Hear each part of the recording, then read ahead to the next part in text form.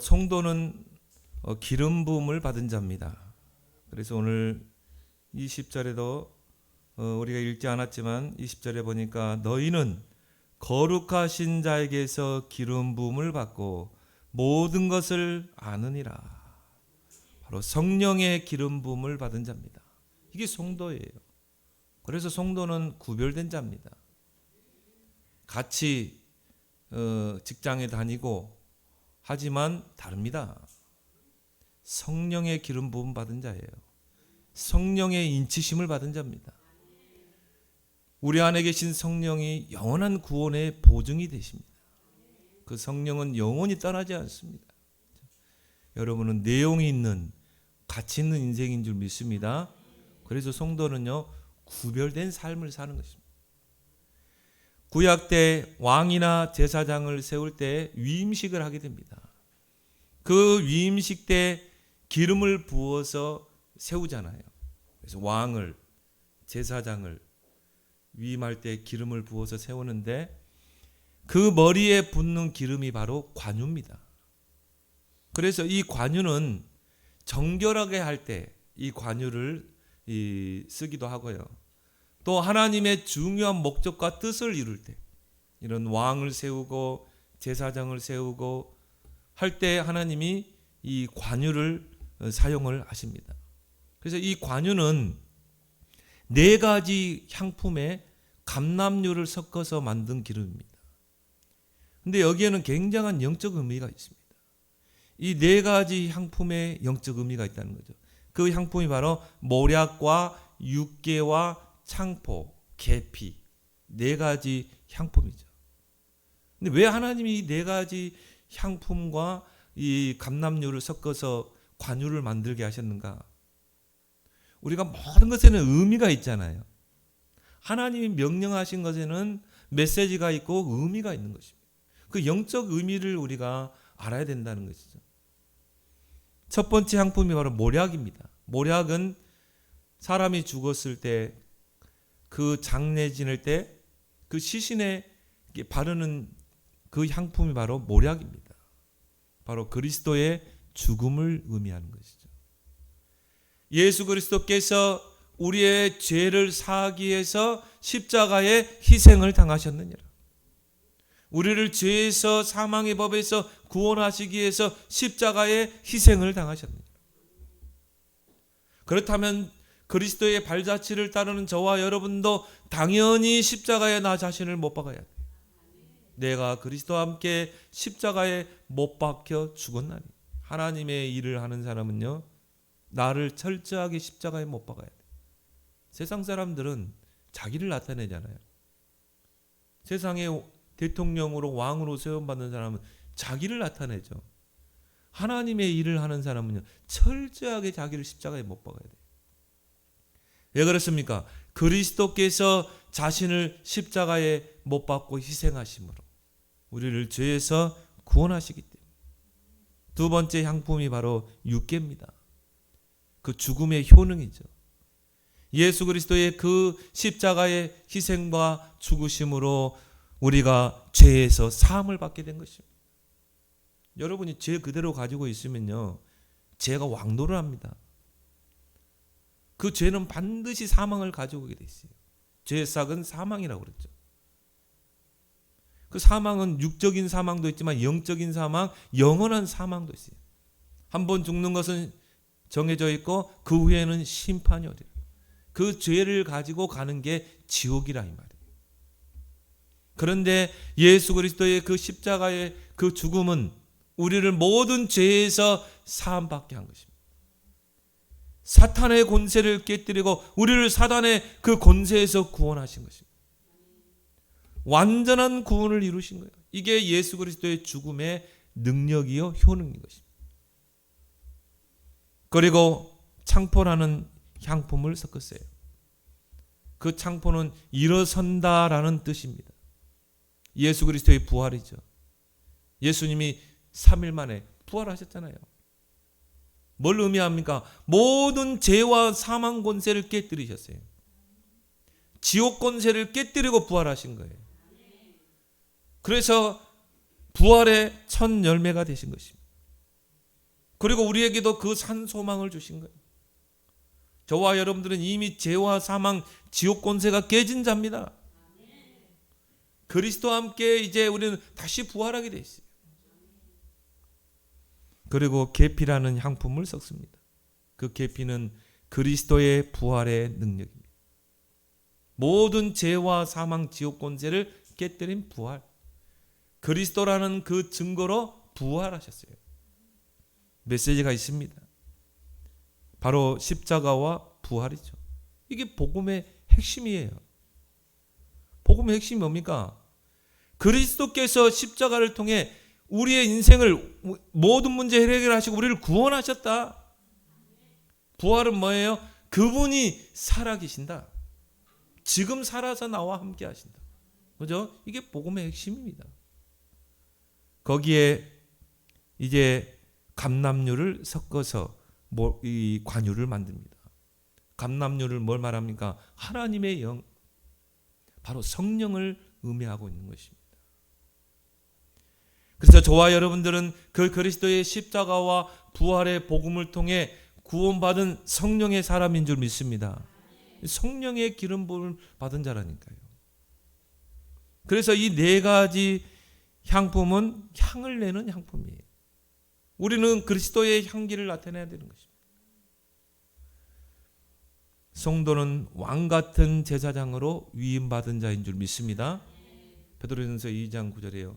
너희는 왕 같은 제사장이다. 왕 같은 제사장으로 너희를 위임했다는 것입니다. 그래서 우리가요 그리스도의 이름으로 사단을 결박할 수 있는 것입니다.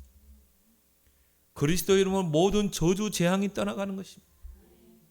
왕 같은 제사장으로 위임받은 자예요.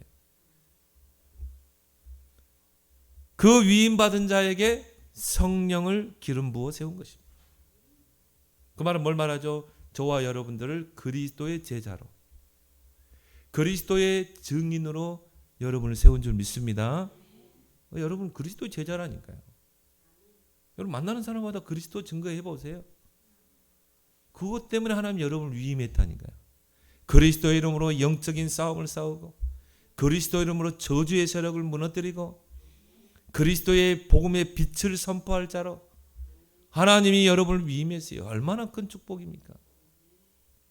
그 증거가 성령의 기름 부음인 것입니다.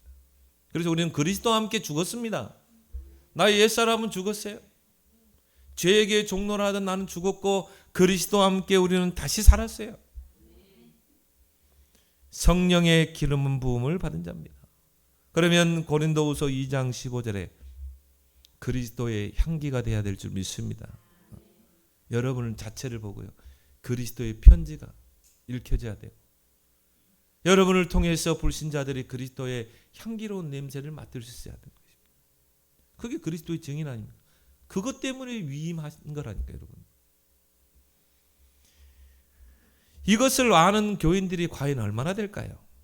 얼마나 될까요? 저는 한 20%, 30% 이걸 아는 교인이 얼마나 될까? 그래서 여러분은 영적인 성장이 이루어져야 될 줄 믿습니다. 갓난 어린아이 신앙대학 거기에 머물러 있으면 안 돼요. 그리스도의 처보에서 빨리 벗어나야 돼요. 장성한 자로 성장해야 돼. 40년, 50년 신앙생활에도 오늘 여기 나오잖아요. 아이들의 신앙이 된 사람 그대로 머물러 있어요. 그러니까 정말 하나님이 나를 왕같은 제사장으로 위임했다는 거. 그 사실을 몰라? 나를 그리스도의 제자로 그리스도의 증인으로 나를 위임해서 세웠다는 것을, 성령의 기름 부음을 받았다는 이 사실을 모르는 거예요. 그냥 구원받았다 이 정도 수준에서 끝나는 것입니다. 그래서 여러분의 영적인 성장이 반드시 일어나야 될 줄 믿습니다. 그리고 첫 번째 뭡니까? 청년의 신앙으로 성장해야 돼요.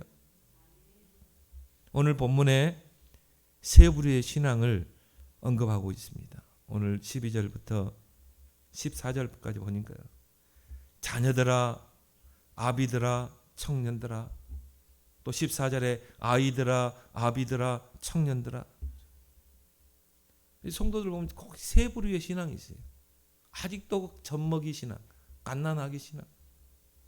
근데 오늘 여기 보니까 우리가 한 사람이 태어나서 성장하는 걸 보면요, 아이, 그 다음에 청년, 그 다음에 어른, 아비, 이렇게 가야 되는데 오늘 요한사도는요, 아이들아, 그리고 청년들아, 아비들아 해야 되는데 아비들아 그리고 청년들아 그랬어요.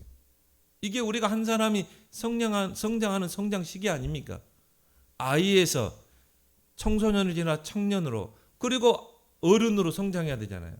근데 이거를 바꿨다 이 말이에요. 아비들이 먼저 나왔어요. 그리고 청년들아 이렇게 나왔어요. 왜 요한사도는 이걸 바꿔 언급해 있습니까? 이게 신앙 성장의 원리라 이 말이에요. 우리가 아비라고 할 때는 가정을 이루고 자녀를 낳고 자녀를 키우는 그 시기부터 노년까지, 그 시기를 우리가 아버지 세대라고 그러잖아요. 아비라고 그러죠. 근데 여러분, 나이 60이 넘어서면요, 이제 뭔가 우리 체력도 조금 꺾이게 되고요, 의욕도 많이 상실됩니다. 물론 뭐 60대 나이에 왕성하게 활동하는 사람이 있어요. 오히려 뭐 신체 나이는 뭐 30대인 사람들, 그런 사람들은 드물어요. 나이 60이 되면 아무래도 뭔가 근력도 좀 떨어지고, 그리고 뭔가 흰머리도 나고, 세포도 많이 이제 죽게 되고, 그렇죠? 60이 딱 꺾어 넘어서면 의욕도 좀 상실되고, 열정도 좀 식어지고, 이게 바로 이제 60대 넘어 아닙니까? 근데 청년의 시기는 어떤 시기입니까? 혈기왕성한 시기입니다. 열정이 넘치는 시기입니다. 청년의 시기는요, 7.8기 도전하는 시기예요. 넘어지면 다시 또 일어섭니다. 보니까 이 주변에 막 폐업하는 그런 가게들이 많더라고요. 근데 젊은이들이요, 거기서 주저하지 않고 또 막 노가다 판에 일하고 막 택배 배달하고 또 막 벌어. 그래서 막 일어서는, 다시 일어서는, 그때가 청년의 시기 아닙니까? 막 쓰리잡 하는 친구도 있고, 어제 보니까 막 쓰리잡 하더만요. 택배하고 또 뭐 농장에서 일하고 쓰리잡을 하더라니.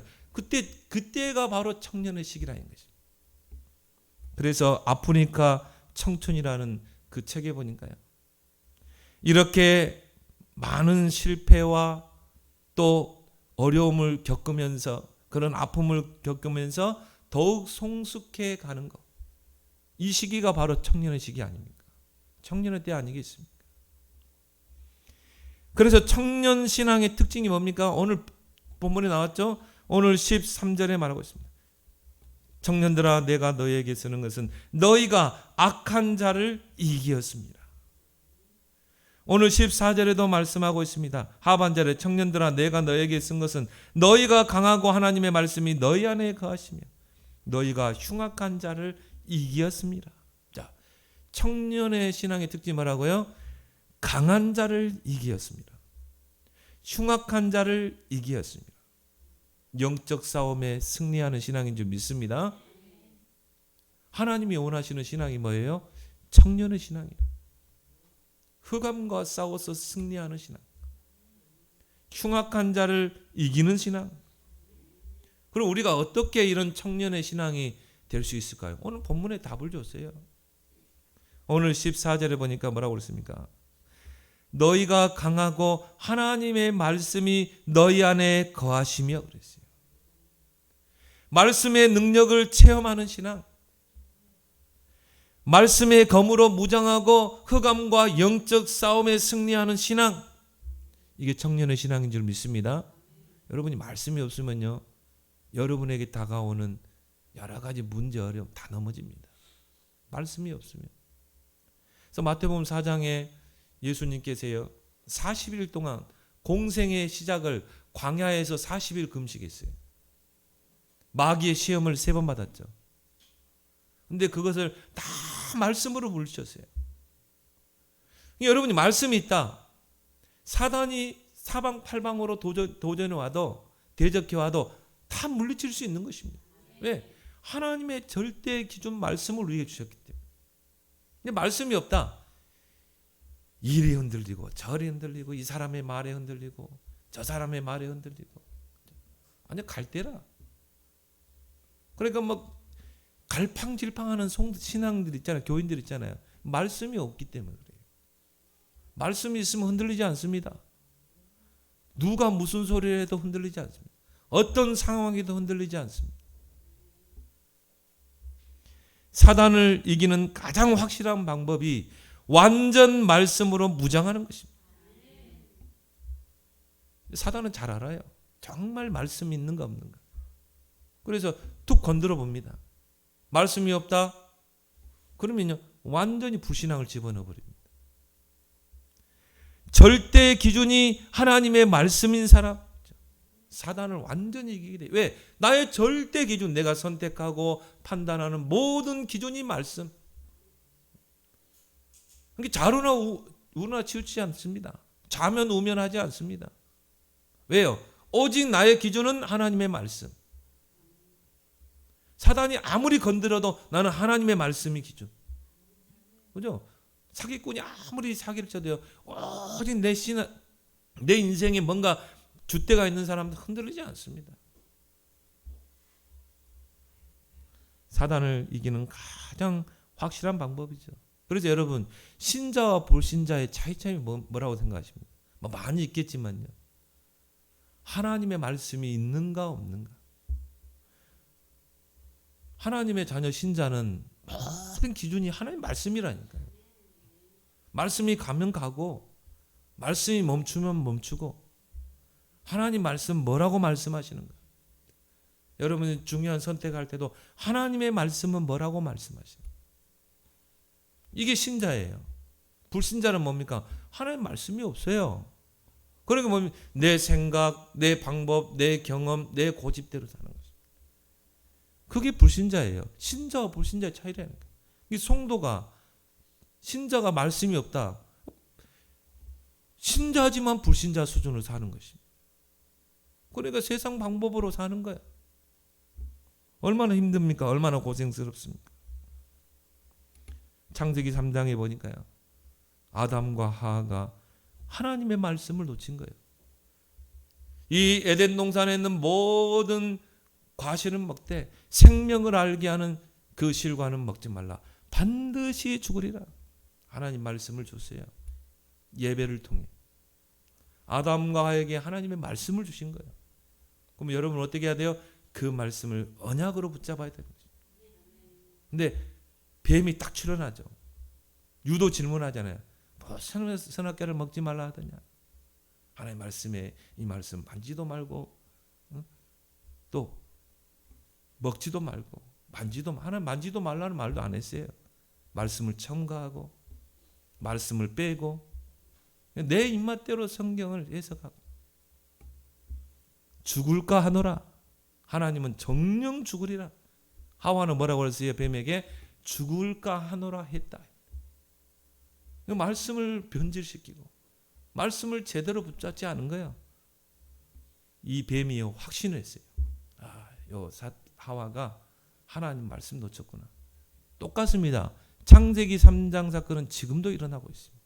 똑같이 일어나고 있어요. 확신을 가지고 이야기하죠. 죽지 않아. 네가 이 선악과를 먹으면 네가 하나님처럼 될 것이기 때문에 하나님 먹지 말라고 한 거야. 그 말은 뭘 말하죠? 네가 이 선악과를 먹으면 네가 하나님이 되는 거예요. 그게 지금 3단체에서 하는 말 아닙니까? 그래서 어떻게 해요? 사단의 미혹을 받고 나니까요. 이 선악과가 금단의 열매가 아니라 하나님이 금하신 열매가 아니라 먹음직도 하고 보암직도 하고 탐스럽게 하니라. 보세요. 여러분 사단에게 속는 건 한순간입니다. 말씀 붙잡냐 놓치느냐. 그리고 선악과를 따먹는 거예요. 이게 하나님 앞에 큰 죄가 된 거죠. 이걸 보고 우리가 오리지널 죄, 원죄라고 그러는 것이죠. 원죄. 뭔가 내가 행실로 범죄하는 게 아니라니까요. 하나님의 말씀을 결국 뭡니까? 깨버리는 것입니다. 언약을 깨버린 거예요. 하나님의 말에 귀를 기울인 게 아니라 사단의 말에 귀를 기울인 거예요. 하나님에게서 등을 돌리고 사단에게로 향한 것입니다. 그때부터 뭐가 들어왔어요? 죄가 들어오게 됩니다. 이 죄라는 게 바로 그거예요. 관역을 빗나가 버린 것입니다. 우리는 오직 하나님에게로 우리의 화살을 당기고 거기에 관역을 맞추고 우리의 생각도 하나님께로, 우리의 모든 판단도 하나님께로. 근데 관역을 빗나가 버렸어요. 그게 죄예요. 하마르티아 뭡니까? 관역을 빗나가다 아닙니까? 우리의 모든 초점이 하나님께 맞춰져야 돼요. 그게 원죄라니까요. 그 죄인과 하나님은 함께 할 수 없죠. 하나님을 떠나게 된 것입니다. 하나님 떠나면 어떻게 됩니까? 마귀에게 소속되게 돼 있어요. 나는요, 창세기 3장에서 근본 문제를 다 찾아냈어요. 우리 인간의 근본 문제가 뭐예요? 하나님을 떠나 죄와 사단의 권세 아래 있기 때문에. 왜 그러면 그리스도가 필요해요? 이 세 가지 근본 문제를 해결하게 되기 때문에. 그래서 우리는 오직 그리스도인 것입니다. 그냥 복음이 아니에요. 오직 복음. 복음 아니면 안 되기 때문에. 성경 66권을 쥐어짜 보세요. 뭐가 나오는지. 예수가 그리스도다. 여러분, 그리스도 붙잡는 게 말세 시대를 사는, 승리하는 비결입니다. 그리스도 놓쳤다. 생명줄 놓치는 거랑 마찬가지예요. 말씀을 붙잡는 게 사단을 이기는 확실한 방법인 것입니다. 말씀 놓칠 때 사단의 타깃이 되는 것입니다. 왜 시험 듭니까? 말씀 놓쳐서. 왜 갈등해요? 왜 삐집니까? 말씀 놓쳐서. 하나님의 말씀을 놓치고 세상 말에 귀 기울이는 자들이 많습니다. 특히 지성인들 많습니다. 좀 배웠다고 한 사람들 많습니다. 절대 하나님 말씀 신뢰하지 않습니다. 하나님을 대적하는 모든 이론이 지성인들에게서 다 나왔어요. 니체의 사신신학, 신은 죽었다. 찰스 다윈의 진화론, 다 지성인입니다. 배웠다고 하는 지성인. 그런데 하나님 말씀 무시합니다. 듣지 않습니다. 디모데후서 4장 3절에 때가 이르르니 사람들이 바른 교훈을 받지 아니하며 길을 가려워서 자기의 사욕을 따를 스승을 많이 두고 헛하는 것을 따르리라. 하나님의 말씀에는 길을 닫고 헛하는 것을 따르리라. 이게 말세의 지말의 현상이거든요. 여러분, 하나님 말씀이 시시하게 들립니까? 빨리 여러분 그리스도 십자가 붙잡아야 돼요. 은혜 달라고 기도해야 돼요. 보라, 지금은 구원받을 만한 때요, 은혜의 날이로다. 예수님은 유대 종교 지도자들과 바리새인들을 보고요, 요한복음 8장 44절에 너희는 너희 아비 마귀에게 속했다 그랬어요. 그러면서 뭐라고 말씀했습니까? 하나님께 속한 자는 하나님의 말씀을 듣나니 너희가 듣지 아니함은 하나님께 속하지 아니하였음이로다. 하나님께 속한 자는요, 하나님의 말씀을 듣게 돼 있어요. 하나님께 속하지 않는 자는요, 하나님 말씀을 듣지 않습니다. 그래서 유괴범들이 어린아이 유괴할 때요, 그 아이의 이름을 먼저 파악합니다. 이 아이의 이름 뭐지? 엄마의 이름이 뭐지? 두 가지만 알면 돼요. 그러면 이제 유치원에서 이제 엄마 기다리잖아요. 그럼 유괴범들이 딱 가서, 야, 너 아무개야. 저 아저씨가 왜 내 이름을 알지? 너희 엄마 누구지? 저 아저씨가 왜 엄마 이름을 알지? 너 엄마가 시켰는데 엄마가 바빠가지고 나를 보내서 너 데려오라고 그랬어. 어린아이들은 생각이 좁아요. 단순해요. 자, 자기 이름 이야기하잖아요. 엄마 이름 하지. 100% 믿어버립니다.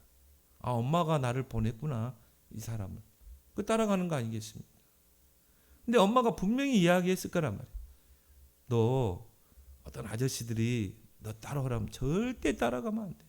막 어린이집에서도 가르치죠. 안 돼요, 싫어요, 가르치잖아요. 근데 이 유괴범들의 수법이 그거라니까요. 그러니까 이 유괴범들의 말에 귀를 기울이는 것입니다.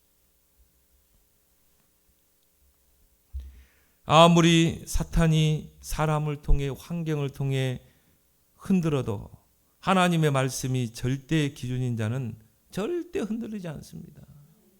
왜요? 내 인생의 기준이 오직 하나님의 말씀. 흔들리지 않습니다. 사람 때문에 흔들리지 않습니다. 환경 때문에 흔들리지 않습니다. 그래서 바울이 유라굴라 광풍을 만나서 그 배가 흔들리고 그 배 안의 사람들은 우왕좌왕하고, 그때 바울은 어떻게 했어요? 기도하잖아요. 그리고 기도하면서 하나님께 답을 얻죠. 그러면서 그 선장과 선원들과 그 배 안에 있는 사람들에게 오히려 더 안심하라고 그러잖아요. 여러분이 안심하라. 나는 내게 말씀하신 그대로 되리라고 하나님을 믿노라. 하나님 말씀을 믿노라. 오히려 안심합니다. 안심시킵니다. 여러분의 신앙이 오직 그리스도로 하나님의 말씀으로 완전 무장하는 이런 청년의 신앙이 되길 바랍니다. 두 번째로, 세상을 사랑하지 말라. 왜 우리가 성도가 세상을 사랑하면 안 되는가를 오늘 바울은 설명하고 있습니다. 오늘 15절에 말씀하죠. 이 세상이나 세상에 있는 것들을 사랑하지 말라. 누구든지 세상을 사랑하면 아버지의 사랑이 그 안에 있지 아니하니. 왜 성도가 세상을 사랑하면 안 돼요? 영적 성장이 안 돼요. 영적 성장을 위해서는요, 세상을 사랑하면 안 돼요. 성도는 세상에 살지만 세상에 속한 자가 아닙니다. 하늘에 속한 자예요. 그래서 성도라 이렇게 말하는 거예요. 하늘에 속한 자, 구별된 자라 이 말이에요. 우리는 오늘 오직 하늘만 바라봐야 돼요. 하나님만 바라봐야 돼요. 땅의 것 바라보면 안 돼요. 이 땅에 속한 자가 아니라니까요. 하늘에 속한 자, 하나님에게 속한 자라니까요. 고린도전서 15장 49절에 흙에 속한 자가 있고 하늘에 속한 자가 따로 있는 거예요. 땅에 속한 자가 있고 하늘에 속한 자가 있다니까요. 여러분은 땅에 속한 자가 아니고 하늘에 속한 자라니까요. 그래서 빌립보 3장 20절에 우리의 시민권은 땅에 있는 것이 아니라 하늘에 있는지라. 그렇죠? 여러분의 시민권이 하늘의 배경을 가지고 그 배경을 누리는 신분인 것입니다. 그게 성도예요. 그래서 세상을 벗삼으면 안 돼요. 사랑해서도 안 돼요. 골로새 3장 1절에 그러므로 너희가 그리스도와 함께 살리심을 받았으면 위의 것을 찾으라. 위의 것을 생각하라. 땅의 것을 생각하지 말고 땅에 있는 지체를 죽이고 위의 것을 생각하고 위의 것을 찾으라. 왜 그렇습니까? 하늘에 속한 자이기 때문에. 이 땅은 잠시 나그네입니다. 잠시 머물렀다 가는 나그네. 그러나 우리가 죽어서 가는 천국은 영원한 곳이에요. 그 천국의 소망을 가지고 그 천국의 배경을 가지고 우리는 이 땅에 사는 거예요. 잠시 잠깐. 그럼 세상을 사랑하면 되겠어요? 아니죠. 성도는 하늘에 속한 자이기 때문에. 그래서 우리는 위의 것을 생각하고 위의 것을 찾아야 돼요. 보좌의 축복을 누리고 성삼위 하나님의 능력을 누리고 우리는 이 땅에서 하나님의 나라와 하나님의 의, 여기에 내 인생의 우선순위를 두고 달려가는 것입니다. 내가 숨쉬는 것도 내가 돈 버는 것도 하나님의 나라를 이 땅에 이루기 위해서 목적의식이 분명해야 돼요. 그것 때문에 돈 버는 거 아닙니까, 여러분? 그죠? 여러분 돈 많이 버세요. 많이 벌으세요. 정말 언약 성도는 내가 다윗처럼 세우고 정말 내가 마음껏 선교하고 주혜정 목사님이 선교하는데 마음껏 내가 후원하고 식준되고 내가 후대들 올라오는 후대들 정말 장학금 지급해서 키우고 얼마나 복된 인생입니까? 뭐 그거 재산 싸매 들고 갈 겁니까? 다 놓고 가야 돼요. 다 이 땅에 놓고 가야 된다니까요. 서양의 문화가요. 기독교 문화 아닙니까? 그래서 기부 문화가 발전돼 있어요. 절대 자식에게 재산 물려주지 않습니다. 사회에 한원하고 가잖아요. 좋은 일을 위해서 쓰고 기부하잖아요. 그게 서양의 문화예요. 이게 기독교 문화이기 때문에. 왜? 이 땅에 여러분이 다 놓고 가야 돼. 빈손으로 가야 돼요. 얼마나 복된 인생입니까? 왜 성도가 세상을 사랑해서는 안 됩니까? 오늘 16절에 말씀하고 있습니다. 이는 세상에 있는 모든 것이 육신의 정욕, 안목의 정욕, 이생의 자랑이니 다 아버지께로부터 온 것이 아니요 세상으로부터 온 것이라. 그렇죠? 다 육신의 정욕, 육신적인 것, 영적인 게 아니에요. 안목의 정욕, 다 눈에 보이는 것. 근데 이 땅에 눈에 보이지 않는 축복들이 더 많거든요. 이생의 자랑, 내가 우리 자식이 잘 되고, 내가 이 세상에서 돈 많이 벌고 부자, 그런 자랑하지 마세요. 우리는 그런 자랑하라고 하나님 우리를 부른 거 아니에요. 우리는 오직 하나님만 자랑, 오직 그리스도만 자랑. 나에 대해서는 자랑할 게 없어야 돼. 그래서 이 세상을 사랑하면 안 되는 거죠. 이 세상에 있는 것이 다 육신의 정욕이요, 안목의 정욕이요, 이생의 자랑이니. 이게 다 하나님께로부터 온 것이 아니에요. 세상으로부터 온 것이기 때문에 그래요. 왜 성도가 세상을 사랑합니까? 하나님의 말씀이 그 안에 거하지 않기 때문에 세상을 사랑할 수밖에 없죠. 그럼 내 삶의 기준이요, 불분명해. 내 삶의 기준이 말씀이면 말씀이 기준이었는데 그게 없으면 어떻게 돼요? 내 삶의 기준이 불분명해. 그럼 어떻게 합니까? 상황 따라 살아야 돼요. 자기 고집대로 살아야 되는 것입니다. 근데 하나님의 말씀이 내 인생의 기준이면요, 말씀이 모든 것의 기준이 되는 것입니다. 내가 선택하고 판단하는 모든 기준. 그래서 예배가 중요하고, 그래서 하나님이 목사님을 세운 것입니다. 왜? 성도들이 성경을 다 알 수 없잖아요.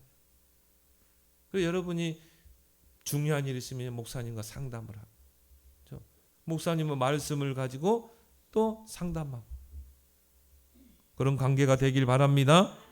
여러분이 항상 목사님과 소통하는, 그래서 여러분이 어디 가더라도 항상 목사님에게 이야기하고, 그런 여러분 되길 바랍니다. 왜? 우리는 그리스도 안에서 이제 한 몸이기 때문에, 한 형제이기 때문에.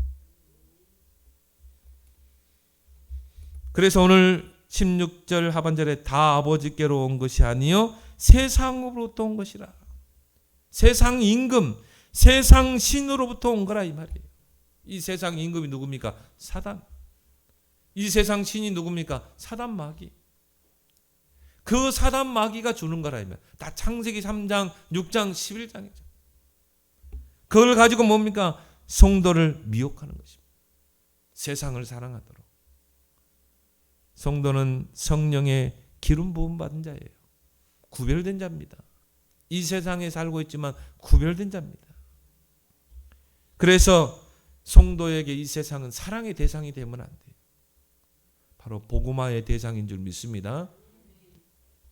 그래서 하나님이 세상을 이처럼 사랑하사 독생자를 주신 거예요. 이 세상을 복음화하기 위해서. 히브리서 6장 4절에 보니까 우리는 하나님의 은혜로 생명의 빛을 받고 하늘의 은사를 맛본 자예요. 또 성령에 참여한 자입니다. 구별된 자입니다. 그럼 우리 사랑의 대상을 바꿔야 되겠죠. 이제 나의 사랑의 대상은 세상이 아니라 오직 하나님, 오직 그리스도가 되길 바랍니다. 그래서 여러분이 세상을 벗삼지 말고 하나님과 사귐을 가지세요. 하나님과 사귐을 갖게 되면요, 하나님의 사랑이 내 마음에 부어져. 하나님의 그 구원의 은혜가 내게 느껴지고, 그때 감사하고, 이렇게 살아야지. 그런 생이 되기를 여러분이 그리스도를 축원합니다. 세 번째, 오직 하나님의 뜻을 행하는 자가 되라. 이것 때문에 하나님이 여러분들을 부르셨다. 오늘 17절에 말씀합니다. 이 세상도 그 정욕도 다 지나가요. 오직 하나님의 뜻을 행하는 자는 영원히 거하느니라. 하나님의 뜻을 행하는 자가 되라. 성령의 기름 부음을 받은 성도는요, 내 뜻이 아닌 오직 하나님의 뜻을 쫓아 살아야 돼요. 그래서 주기도문에서 예수님께서 우리에게 제자들에게 알려준 주기도문도 뭡니까? 뜻이 하늘에서 이루어진 것 같이 땅에서도 이루어지리다. 이런 기도를 하라는 것입니다. 하나님의 뜻이 하늘에서 이루어진 것 같이 나를 통해 그 하나님의 뜻이 나의 삶을 통해 이 땅에 이루어지게 해주옵소서. 그럼 여러분, 하나님의 뜻이 뭡니까? 하나님의 절대적인 뜻이 뭡니까? 저는 영혼 구원이라고 보거든요. 하나님의 절대적인 뜻은 저 죽어가는 영혼들이 구원받는 것입니다. 베드로전서 1장 9절에요.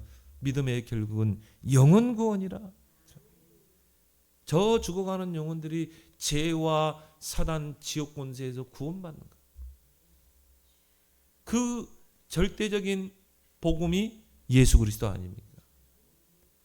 그래서 하나님이 교회를 세우고 저와 여러분들을 세운 거예요. 그 하나님의 뜻을 이룰 자로. 그래서 우리는 이 오직 하나님의 뜻에 우리 인생의 우선순위를 두고 살아야 되는 것입니다. 칼빈이 이 기독교 강요에서요, 인간의 상태를 이야기했어요. 전적인 타락. 죄가 들어오면서 모든 인간은 전적으로 타락되어 있고, 전적으로 죄로 말미암아 오염되어 있고, 전적인 무능, 구원에 있어서는 전적으로 무능하다. 우리 스스로 구원받을 수 없습니다. 그래서 하나님이 그리스도를 이 땅에 보내셨고, 디모데전서 2장 4절에 하나님은 모든 사람이 구원을 받고 진리에 이르기를 원하시느니라. 이게 하나님 뜻입니다. 여러분을 통해 모든 사람이 다 구원받는 거예요. 그 여러분은 큰 육신적인 것에 여러분의 인생을 허비하지 마세요. 세상적인 것에 여러분의 인생을 허비하지 마세요. 우리 인생이 70, 80 조금 이제 잘 살면 요즘은 뭐 100세 시대라 하지만 신속히 날아가 버려요. 어제 이하번주죠. 어떤 목사님들과 같이 등산을 했거든요. 근데 그분이 70대가 넘어서 70대 초반이에요. 같이 등산하면서요, 그 목사님이 그런 이야기 하더라고요. 강 목사, 인생 금방이다. 내가 엊그저께 20대 30대 같은데 벌써 70이야. 인생이 진짜 시편 90편의 말씀처럼 우리 인생이 70이요 강건하면 80인생. 신속히 가니 날아가나이다. 금방 날아갑니다, 여러분. 그죠? 그럼 우리가 그 정욕적인 것, 세상적인 것에 우리 인생을 투자하고 살아야 되겠습니까? 나그네 인생이 여러분의 나를 계수해야 돼요. 그래서 시편 90편에 모세가 쓴 시잖아요. 모세가 뭐라고 그럽니까? 나를 계수하는 지혜를 사. 지혜롭게 남은 나를 살게 해주옵소서. 여러분, 나를 계수하는 지혜를 갖길 바랍니다. 나는 지금까지 내 인생을 어떻게 살아왔는가 계수해야 돼요. 나의 남은 인생을 나는 어떻게 살아야 될 것인가 계수해야 됩니다. 이제는 우리는 하나님을 위해 살아야 되잖아요. 이제는 우리가 복음을 위해 살아가야 되잖아요. 그걸 위해서 여러분을 남겨두셨다니까요. 오늘 뭐라고 그랬습니까? 오직 하나님의 뜻을 행하는 자는 영원히 거하느니라. 이 말세 시대에 하나님의 그 온전한 뜻을 이루기 위해서 저와 여러분들을 남겨두신 줄 믿습니다. 지금도 우리가 예배드리는 시간에 지구상에는요, 수많은 사람이 죽음이라는 걸 맞고 있습니다. 죽음은 한순간입니다. 여러분이 이 땅에 사명이 없으면 하나님 빨리 불러가십니다. 그죠? 근데 사명이 남아있기 때문에 하나님이 여러분의 생명줄을 살려준 거예요. 그럼 여러분 남은 인생을 어떻게 살아야 되겠습니까? 오직 하나님의 뜻을 이루는 것. 영혼 구원. 여러분 가족 중에 아직 믿지 않는 가족이 있습니까? 정말 기도하고 만날 때마다 그리스도의 복음을 증거하고, 이것 때문에 하나님을 여러분을 남겨두셨다니까요. 밤나무 상소리나무가 다 폐임을 당해도 그루터기는 하나님 남겨둔다고 그러잖아요. 저와 여러분들을 하나님 이 시대에 그루터기로 남겨두셨다니까요. 그렇다면 우리는 하나님의 온전한 뜻을 이루는 그 남은 자가 되어야 될 줄 믿습니다. 남은 자의 삶을 사는 여러분 되길 바랍니다. 기도하겠습니다. 하나님, 우리에게 이 땅에서 귀한 구원과 함께 하나님의 뜻을 이룰 그 사명 이루기 위하여 우리를 성령으로 기름을 부으사 우리를 왕같은 제사장으로 이 귀한 빛을 선포할 자로 우리를 위임하여 세우신 하나님 감사드립니다. 이제 우리의 신앙이 청년의 신앙으로 성장되게 하여 주시옵소서. 하나님, 환경에 사람의 속고 넘어지는 신앙이 아니라 강한 자를 이기고 또 흉악한 자를 이기는 말씀 신앙 되게 하시고 세상을 사랑하지 않고 하늘에 속한 자로서 하나님의 온전한 뜻을 이루는 영혼 구원 사역에 쓰임받는 남은 생이 되도록 축복해 주옵소서. 예수님의 이름으로 기도드리옵나이다. 아멘.